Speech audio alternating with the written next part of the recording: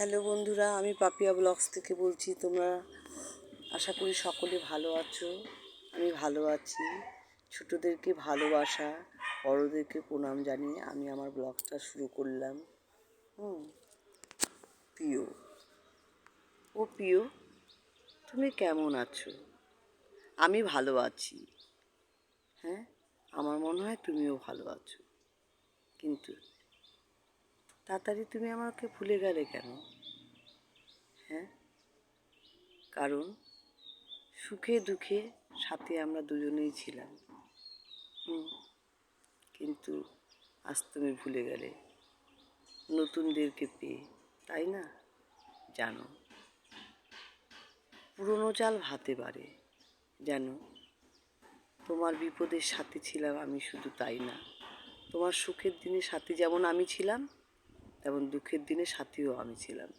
তাই বলছি, সুখের দিনে তোমার এখন অনেক সাথী হয়েছে, তাই তুমি আমাকে ভুলে গিয়েছো, তাই না?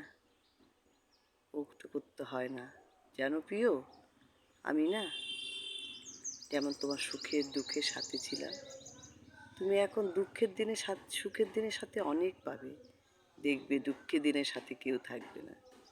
জানি আমি একটা ক্ষুদ্র ছোট্ট জীব, কিন্তু তুমি আমার মতো অনেক জীব পাবে, কিন্তু তুমি আমাকে পাবে না। তাই বলছি, তুমি ভালো থেকো। হ্যাঁ, খুব ভালো থেকো, যেখানেই থাকো ভালো থাকো। তুমি শুধু আমার বান্ধবী ছিলে না, তুমি ছিলে আমার একটা মন, একটা প্রাণ। সেই কারণেই বলছি যে তুমি এখন অনেক বন্ধু পেয়েছো, অনেক বান্ধবী পেয়েছো, কিন্তু আমি কিন্তু এক্সট্রা করে কোনো বন্ধুও পাতাইনি, বন্ধু তো পাতাই না, বান্ধবী পাতাইনি। এই কারণে বলছি, তুমি ভালো থেকো। তুমি ভালো থাকলে আমি ভালো থাকবো। কিন্তু পুরোনো দিনকে না তুমি কখনো ভুলো না। পুরোনো দিন, পুরোনো মানুষ, পুরোনো সব কথা মনে রেখো। কারণ কোন দিন যে কাকে কার প্রয়োজন হয়, সে কারণে বলছি, তুমি ভালো থেকো। তুমি ভালো থাকলেও আমি ভালো থাকবো। হ্যাঁ, আমি জানি দূরের থেকেই শুনতে পারি যে তুমি ভালো আছো, খুব আনন্দে আছো, খুব সুখে আছো।